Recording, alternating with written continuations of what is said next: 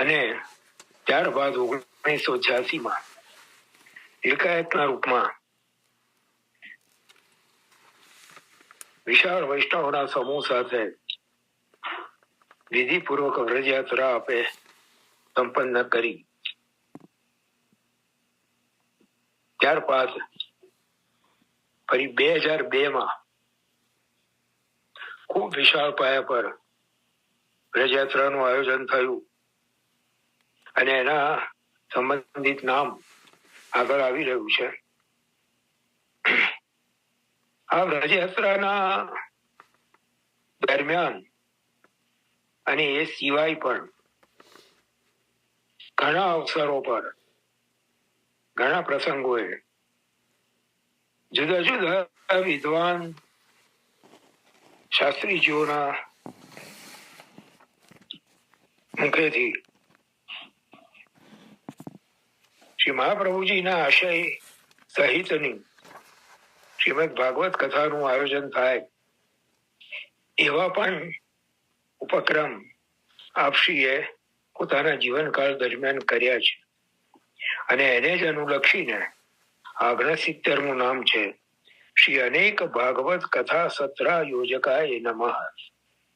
अनेक अवसरों पर अनेक स्थानों पर श्री भागवत के कथा सत्रों का आयोजन करने वाली, जिनमें से कुछ तो अष्टोत्तर शत पारायण पूर्वक के थे. કેટલાક આયોજનો તો એવા હતા કે જેમાં 108 પારાયણ સહિતનું ભાગવત કથા સત્રનું આયોજન થયું હોય. હવે એ કેટલું મોટું વિશાળ આયોજન હોય આપ વિચાર કરો. 108 એવા જ સંસ્કૃતના જ્ઞાતા ભાગવતના જાણકાર બ્રાહ્મણોને બોલાવીને એમને માટેની પૂરી વ્યવસ્થા ગોઠવીને એ બધા એક સાથે એક બાજુ કથા સત્ર ચાલતું હોય ને એ બધા પોતપોતાના સ્થાન ઉપર બેસીને શ્રી ભાગવતનું પારાયણ કરતા હોય. એ કેટલું મોટું અને કેટલું વિશાળ અને કેટલું ઝીણવટ ભર્યું આયોજન કરવું જરૂરી થતું હશે એનો જરા વિચાર કરી લો. અને એના પરથી આપશ્રીની જે કાર્યકુશળતા અને કૌશલ એનો આપણને ખ્યાલ આવે છે. એના પછીનું એક નામ જોઈ લઈએ 70મું. श्री वैष्णव भाव पोषण कृते विदेश यात्रा कृते नमः. विदेशों में स्थायी विशाल वैष्णव सृष्टि के भाव पोषण हेतु सपरिवार अमेरिका, यूरोप, अफ्रीका के देशों की यात्रा करने वाले आपे सपरिवार विदेश यात्राओं કરી છે. અને તૃતીય ગૃહની જે વિશાળ સૃષ્ટિમાંથી જે વૈષ્ણવો વિદેશોમાં સ્થાયી થયા છે એમને ભાવ પોષણનું દાન કર્યું છે. પણ એક વાત, એક વિલક્ષણતા એમાં આંખે ઉડીને વળગે એવી છે. પોતાના પ્રભુના ઉત્સવો છોડીને એ દિવસોમાં ક્યારેય વિદેશ યાત્રા કરવા પધાર્યા નથી. આમ પણ વિદેશ યાત્રાઓ બહુ ઓછી કરી છે. આપશ્રીના મુખે જ શ્રવણ કર્યું છે કે એકવાર અધિક માસ આવી રહ્યો હતો અને અમેરિકાના વૈષ્ણવોએ વિનંતી કરી કે આપ અધિક માસમાં અમેરિકા પધારો અને વિવિધ મનોરથો નું આયોજન કરીએ અને અમને મનોરથોના દર્શન અને આપના વચનામૃતોનો લાભ આપો. ત્યારે આપશ્રીએ કહ્યું કે ये अधिक मास में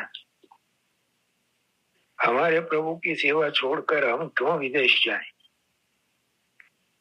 એટલે પોતાના પ્રભુના ઉત્સવો અને એ ઉત્સવો દરમિયાન સેવાનો લાભ છોડીને વિદેશ યાત્રાનો આપણે ક્યારેય પસંદ કરી નથી. મને લાગે છે આપણે અહીંયા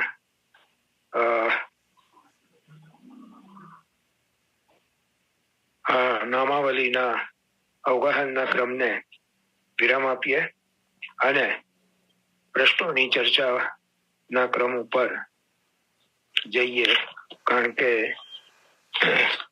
મને આનંદ થાય છે. ગયા વખતે મેં અપીલ કરી હતી કે અત્યારે મારી પાસે જેટલા પણ પ્રશ્નો છે એ બધા એક જ વૈષ્ણવ પાસેથી આવેલા છે, ગીતાબેન દાણી પાસેથી, અને એના પ્રતિભાવ રૂપે એક વૈષ્ણવ જે હૈદરાબાદમાં સ્થાયી થયેલા છે, અમીબેન સુતરિયા, આપણા સત્સંગમાં નિયમિત રીતે ઉપસ્થિત હોય છે અને એમણે બહુ સુંદર પ્રશ્નો મોકલ્યા છે. ક્રમમાં આવશે એમ લઈશું, ફક્ત પ્રશ્નો કયા છે એ કહી દઉં એટલે એના પરથી ઉત્કંઠા જાગૃત થશે કે ક્યારે આ પ્રશ્નોની ચર્ચાનો ક્રમ આવે. એમનો પહેલો પ્રશ્ન છે, વિરહના કેટલા અને કયા કયા પ્રકાર છે? બોલો, આનંદ થયો ને સાંભળી? બહુ સુંદર. વિરહના કેટલા અને કયા કયા પ્રકાર છે? હજી આગળનો પ્રશ્ન સાંભળો. અને લીલામાં તથા સેવામાં એનો અનુભવ કઈ રીતે કરી શકાય? બોલો, કેટલો સુંદર પ્રશ્ન. સતીશ કાકા, પ્રશ્ન. હા બોલો. પ્રત્યક્ષ વિરહ જે છે એ તો સ્વામીજી સિવાય કોઈને પ્રાપ્ત નથી ને? હા, એ આપણે જયારે ચર્ચા કરીશું. વિરહ મંજરીમાં નંદદાસજીએ આનો પ્રકાર આખો બતાવ્યો છે અને એના આધારે જ આપણે ચર્ચા કરીશું. પછી બીજો પ્રશ્ન છે, શ્રી ઠાકોરજી વ્રજમાં 11 વર્ષ અને 52 દિવસ જ કેમ રહ્યા? એક દિવસ વધારે કેમ નહીં, એક દિવસ ઓછો કેમ નહીં? ત્રીજો પ્રશ્ન છે, શ્રી યમુનાજીના મહાત્મ્યનું વર્ણન મળે છે, ત્યારે શ્રી યમુનાજીની શ્રી ઠાકોરજી સાથેની લીલાઓનું વર્ણન હોય તો એ ક્યાં મળે? અને ચોથો પ્રશ્ન છે, એ થોડો મારા માટે અઘરો છે. સત્સંગમાં શ્રી ઠાકોરજીની લીલાનું વર્ણન આવે એવા કીર્તનનો સમાવેશ કરીને એના ઉપર એને સમજાવવાનો ક્રમ રાખવો, એ થોડો મારા માટે અઘરો છે. છતાં જેમ પ્રભુ કરાવશે એમ કરીશું. પણ આ 4 પ્રશ્નો સતીશ કાકા, સુધાવ બહુ સુંદર છે. પૂર્વમાં પણ આપને એક વાત થઈ હતી એ રીતે કે વિશેષ નહીં પણ અમુક ઉત્સવોના ક્રમના અમુક એક કીર્તન એકાદ લેવાય એમ, કે અમુક કીર્તન તો બહુ સુંદર છે. ભલે આપણે જે ભૂલ છે એ છોડી દેવું.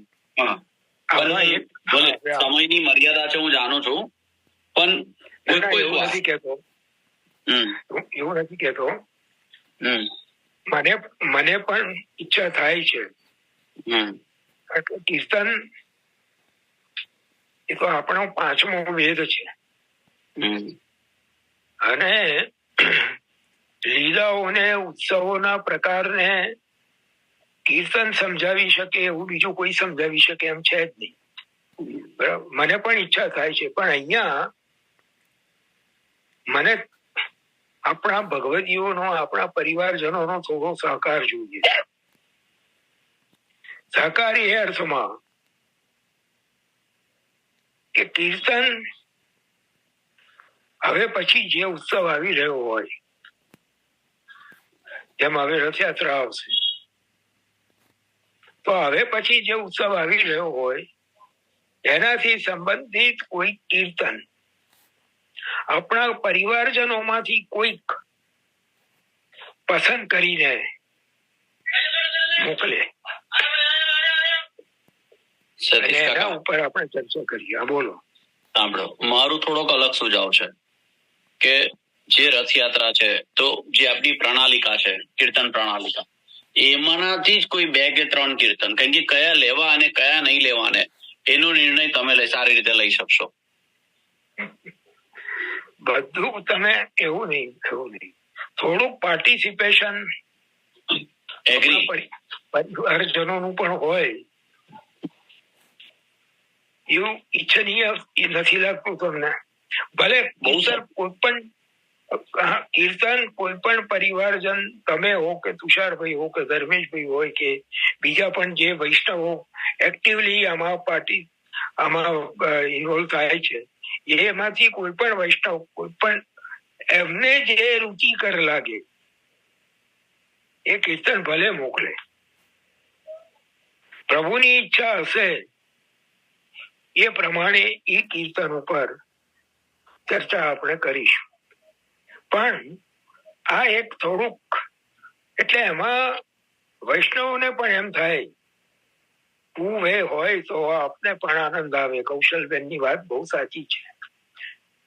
વન વે ટ્રાફિકમાં શું કહેવાય, સીધી સ્ટીયરિંગ છોડીને ગાડી ચલાવવાની, એમાં બહુ મજા ના આવે.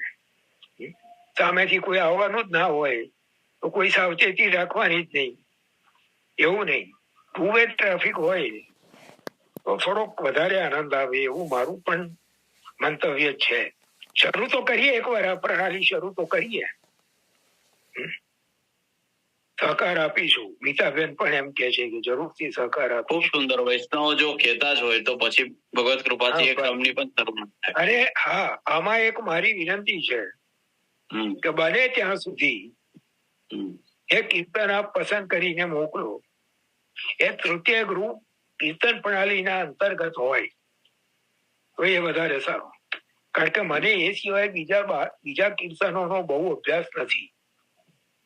એટલા માટે આ વિનંતી કરું છું. મારી જે મર્યાદા છે એ મર્યાદાને ધ્યાનમાં રાખીને આ વિનંતી કરી રહ્યો છું. ચાલો હવે આપણે આગળ ચાલીએ.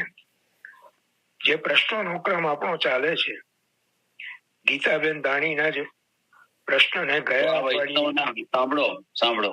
હવે 6મી 7મી તારીખે રથયાત્રા છે જ, તો રથયાત્રાને અનુલક્ષીને કેમ કે વચ્ચે 2 રવિવાર આવશે, બરાબર? તો એક 2 કીર્તનનો ક્રમ. હા તો ભલે ને, ભલે આવે. અને એમાં બહુ સુંદર પેલું જેમ પેલું છે ગોપીજનોને પેલું ગેંદવાળું કીર્તન છે કે બરાબર છે. 2-3 કીર્તન તો બહુ સુંદર છે રથયાત્રા. અત્યારે બહુ સ્મરણમાં નથી રહ્યું, પણ પ્રભુ ગેંદ ઉછાળે છે અને સેન અને ઇશારાની જે વાત છે આખી, અને એ 2-3 જે કીર્તનો છે એ પણ બહુ સુંદર. સદન વદન શોભાકો, શયન દર્શન નું જે કીર્તન છે, હસત હસત રથ હાંક્યો. જો આ એક હિન્ટ આપી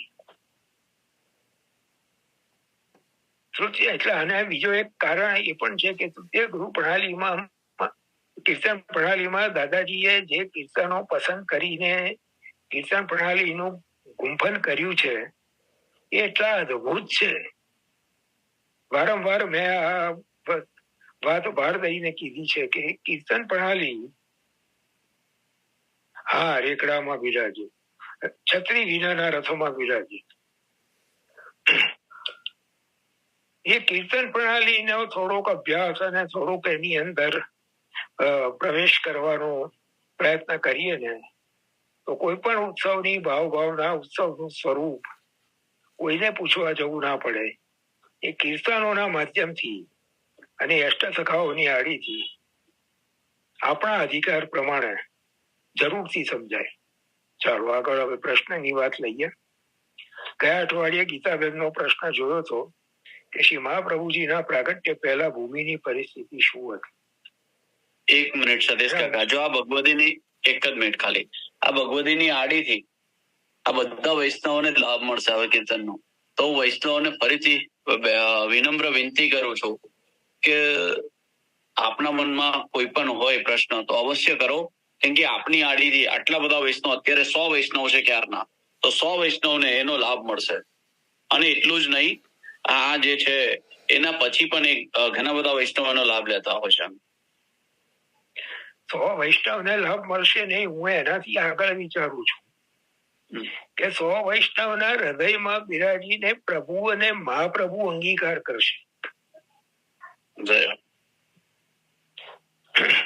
ચાલો, હવે ગયા અઠવાડિયે આપણે ગીતાબેનના પ્રશ્ન, મહાપ્રભુજીના પ્રાગટ્ય પહેલા ભૂમિની પરિસ્થિતિ શું હતી એનો આપણે થોડી ચર્ચા કરી હતી.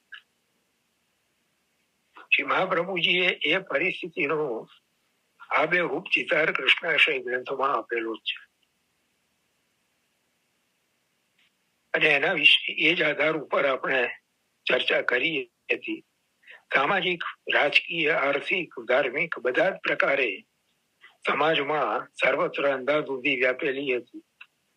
કોઈ જાનમાલની સલામતી નહોતી. પ્રજા જુદી જુદી અંધશ્રદ્ધાઓ અને વહેમોમાં ડૂબેલી હતી. કહેવાતા માર્ગદર્શકો સમાજના એ પણ જે શ્રી મહાપ્રભુજીએ જેમ આજ્ઞા કરી છે, અહંકાર વિમૂઢેશુ સત્તો પાપાનો વર્તીશું, લાભ પૂજાર્થ યત્નેશું, એ જ સ્થિતિમાં હતા. એટલે પ્રજાને સાચું માર્ગદર્શન આપીને પ્રજાના અંતઃકરણને શીતળતાનો અનુભવ કરાવે, પ્રજાને ઉદ્ધારનો સાચો માર્ગ બતાવે, એવું જે સમયમાં કોઈ નહોતું. પ્રજા અંધારામાં અટવાતી હતી. એ સમયમાં દયા નિજ મહાત્મ્યમ કરીષ્યન પ્રકટમ હરિ વાણ્યા યદા તદા સ્વાસ્યમ પ્રાદુર્ભૂતમ ચકારહી. એ જે શ્રી સર્વોત્તમ સ્તોત્રના 3જા શ્લોકમાં શ્રી ગોસાઈજીએ એક્ઝેક્ટ કારણ, બિલકુલ સચોટ જે કારણ શ્રી આચાર્ય ચરણોના પ્રાગટ્યનું બતાવ્યું છે. વાણી દ્વારા પોતાના મહાત્મ્યને યથાર્થ રીતે પ્રગટ કરવા માટે દયાથી દયા આવી પ્રભુને કે આ જીવો અંધારે અટવાઈ રહ્યા છે, એમને મારું સાચું મહાત્મ્ય સમજાય અને એના દ્વારા એ પોતાના ઉદ્ધારના માર્ગે અગ્રસર થઈ શકે માટે સ્વાસ્યમ પ્રાદુર્ભૂતમ ચકારહી, પોતાના મુખારવિંદને પ્રાદુર્ભૂત કર્યું, પૃથ્વી પર પ્રગટ કર્યું. બસ આ સમયે શ્રી આચાર્ય ચરણ આ હેતુથી ભગવદ આજ્ઞાથી પ્રગટ થયા. સુબોધિનીજીના મંગલાચરણમાં તો પોતાના પ્રાગટ્યનો સ્પષ્ટ હેતુ અવતાર કાર્ય બતાવ્યું છે. સમતસ્ય વિવેચિતો નહીં વિભુર વૈશ્વાનરાદ વાગપતે, પણ એ વિષય થોડો અલગ છે એટલે એની અત્યારે ચર્ચા નથી કરતા. બીજો પ્રશ્ન પણ બહુ સુંદર છે. શ્રી મહાપ્રભુજી પુષ્ટિ માર્ગમાં કઈ મહત્વની ક્રાંતિ લાવ્યા? ક્રાંત દ્રષ્ટા છે શ્રી મહાપ્રભુજી. કઈ મહત્વની ક્રાંતિ લાવ્યા?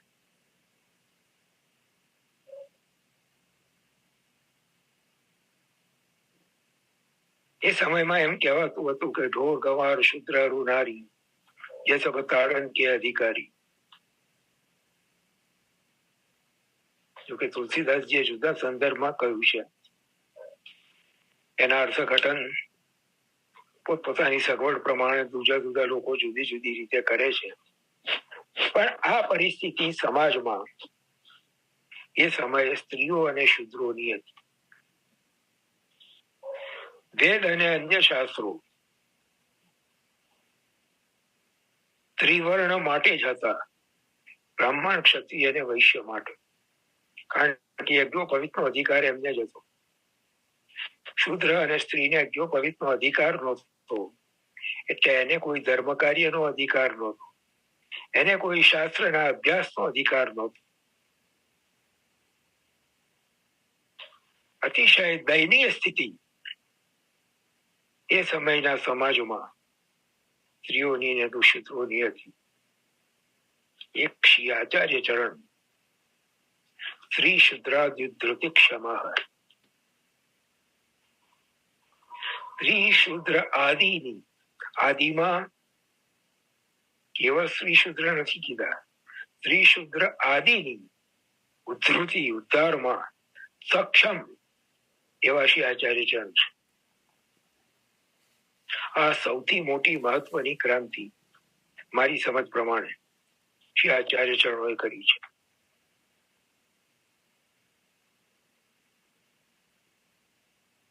સ્ત્રી અને શુદ્રના ઉદ્ધારનો માર્ગ બતાવ્યો એટલું જ નહીં, પણ સ્ત્રીઓ માટે તો ગોપિકા પ્રોક્તા ગુરવઃ કહીને સૌથી ઉપરનું સ્થાન આપ્યું.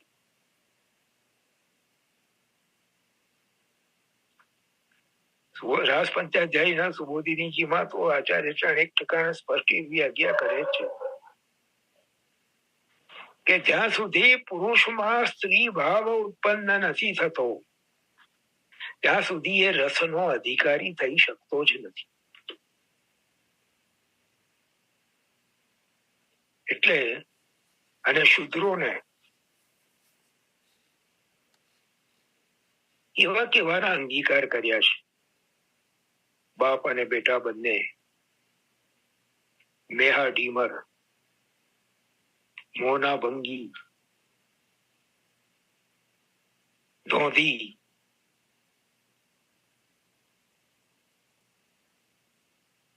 પેલા સતીશ કાકા, બોલો. આ જેટલા પણ તમે એમના નામ દીધા એ વૈષ્ણવના, તમે એમની દીનતા અને નિષ્ઠા અને જે વિશ્વાસ ઠાકોર પ્રત્યેનો જે છે ને એ સામાન્ય જીવો કરતા ઘણો ઘણો ઘણો એમની કક્ષાની કોઈ કમ્પેરિઝન જ ના થાય. કેવી સ્થિતિની અંદર પણ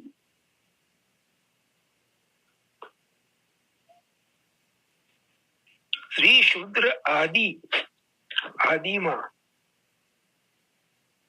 જે હિન્દુ ધર્મના અનુયાયી નથી એવા પણ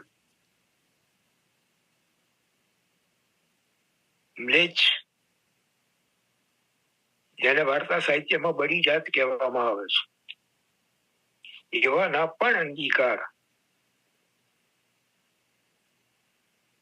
શ્રી આચાર્ય ચરણો અને શ્રી ગુસાઈજીએ કર્યા.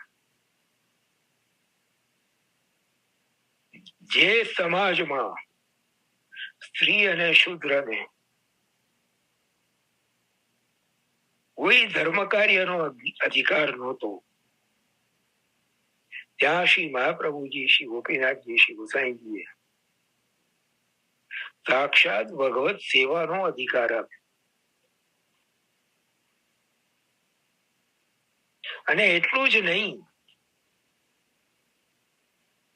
એમની મુખ્યતા સ્વીકારી. પુરુષોને ધોતી બંડીનો પહેરવેશ શા માટે આપ્યો? કે સ્ત્રી ભાવની સ્ફૂર્તિ રહે. એટલે આ એક મોટી ક્રાંતિ શ્રી મહાપ્રભુજીએ સમાજમાં કરી છે. અને એ વખતની સામાજિક ધાર્મિક સ્થિતિના પરિપ્રેક્ષ્યમાં જો વિચારીએ તો આને માટે શ્રી આચાર્ય ચરણોએ કેટલો ઊંડું ચિંતન કર્યું હશે. અને સમાજના મોટા મોટા એ કહેવાતા ધુરંધરો તરફથી વિરોધનો સામનો કરવાની કેવી તૈયારી રાખી હશે, એનો જો વિચાર કરીએ તો ખ્યાલ આવે કે શ્રી આચાર્ય ચરણોએ કેટલી મોટી ક્રાંતિ કરી છે. જ્યાં જ્યાં પધાર્યા ત્યાં આપના વિચારો, આપનું દર્શન, આપના સિદ્ધાંતો ને પડકારનારા મોટા મોટા વિદ્વાનો સામે આવ્યા છે. અને કોઈનો પણ તિરસ્કાર કર્યા વિના આપે. દરેકની સાથે વિધિપૂર્વક શાસ્ત્રાર્થ કરીને પોતાના મતનું પ્રતિપાદન કર્યું છે. અને એ મત સ્ત્રી અને શૂદ્રોને પણ ભગવત સેવાનો એક સમાન અધિકાર આપે છે. બીજી ક્રાંતિ,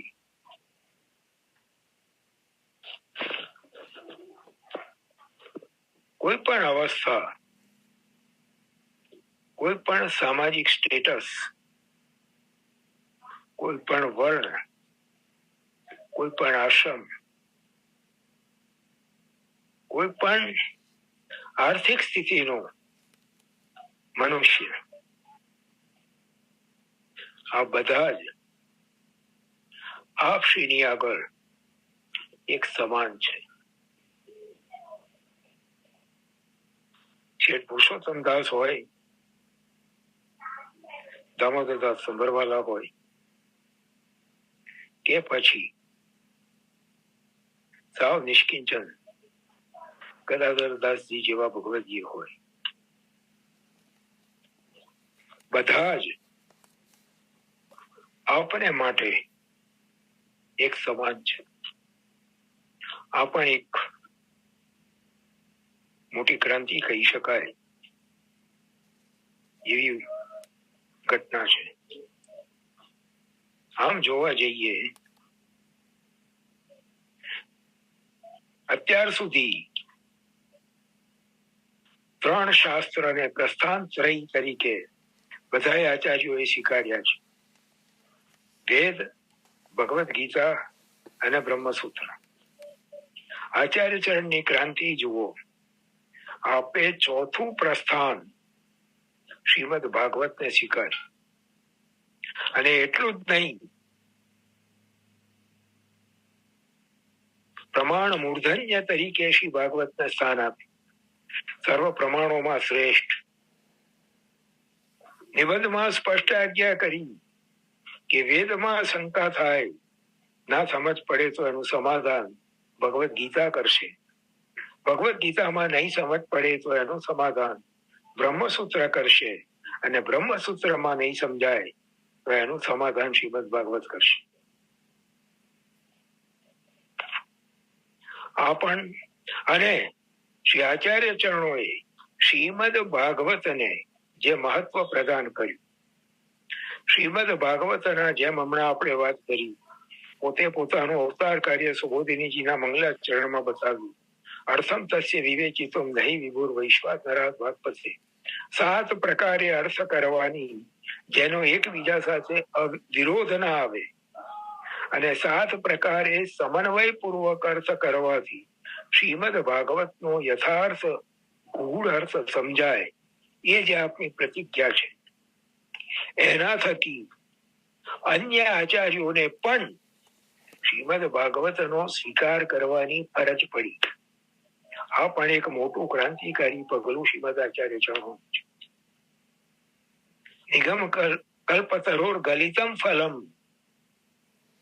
આપે પ્રસ્થાપિત કરી આપ્યું કે ગાયત્રી બીજ છે, વેદ વૃક્ષ છે, અને શ્રીમદ ભાગવત એ વેદ રૂપી વૃક્ષનું ગલિત, આપોઆપ ગળીને શાખ પડેલું કેવલ રસરૂપ અતિ મધુર ફળ છે.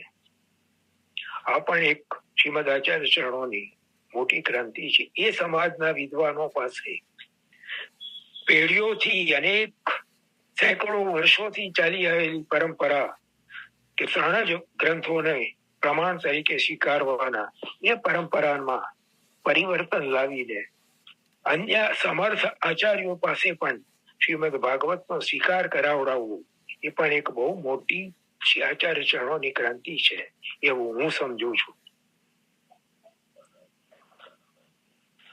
શ્રી વલ્લભના ગુણ એ સ્વયં શ્રી વાગપતિ છે, જે સ્વયં શ્રી વૈશ્વાનર છે. તે સ્વયં શ્રી કૃષ્ણાસ્ય છે. હવે એમની વડાઈ, એમના ગુણગાન આ જીવ કરે તો કેટલા કરી શકે? એ કરાવે એટલા થાય. એટલે એ કંઈક મારી અલ્પ સમજ પ્રમાણે શ્રી આચાર્ય ચરણોના જે ક્રાંતિકારી પ્રદાન ધર્મના ક્ષેત્રમાં, સમાજના ક્ષેત્રમાં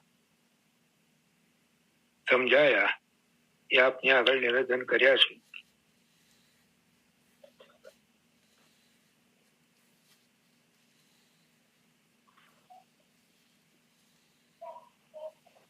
ત્રીજો પ્રશ્ન છે,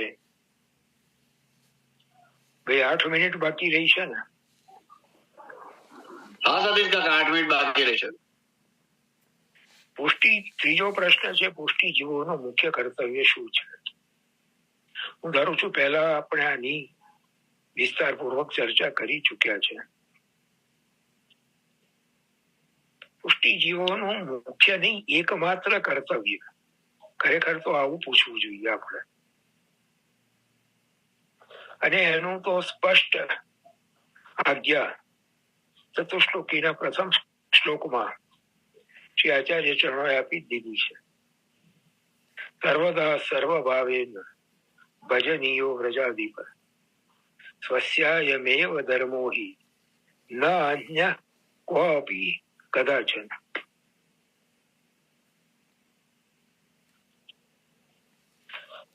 હંમેશા સર્વભાવથી પ્રજાધીપનું ભજન. ભજન એટલે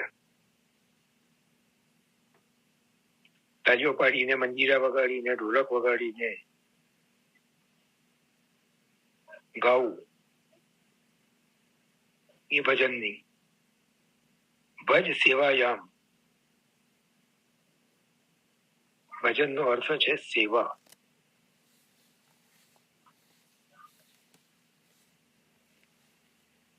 પ્રજાધીપની સેવા હંમેશા સર્વભાવથી. સ્વસ્ય, સ્વ પોતે, સ્ય છઠ્ઠી વિભક્તિ, પોતાના. જે આચાર્ય ચરણ આપણને બધાને કહી રહ્યા છે, બિંદુ સૃષ્ટિ, નાદ સૃષ્ટિ બંનેની, પોતાના, મારા જે છે, મારા પોતાના જે છે.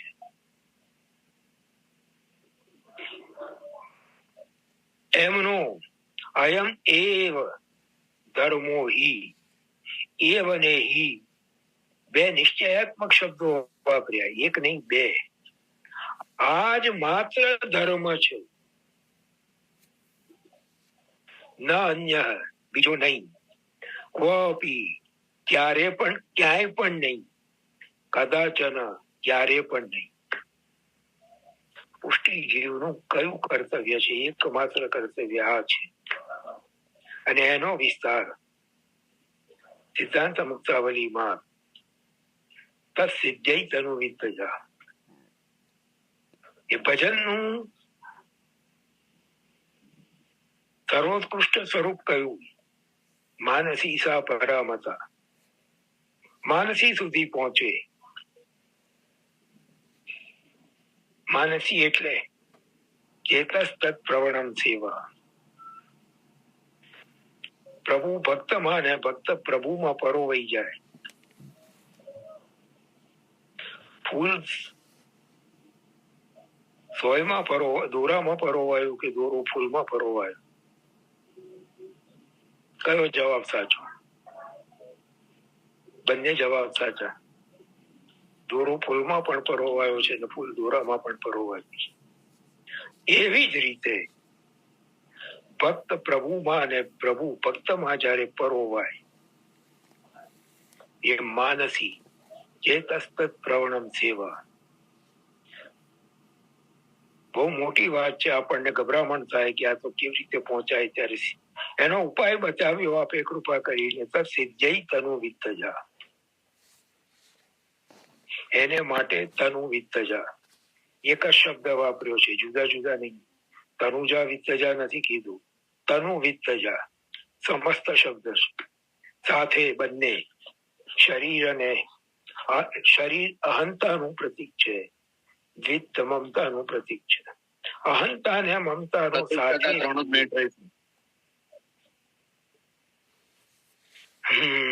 ત્યાં સૂર્ય આવીને કહ્યું ચાલો સમય પૂર્ણ થયો. ચાલો તો પછી બહુ સરસ પ્રવૃત્ત કરાવી રહ્યા હતા ચર્ચા. આવતા અઠવાડિયે જરાક યાદ કરાવજો આ ચર્ચાને, થોડીક આપણે આગળ લઈ જવાનો પ્રયત્ન કરીશું ભગવત કૃપા. ચાલો તો હવે આશ્રય પદ કરીએ અને પછી સત્સંગને વિરામ આપીએ.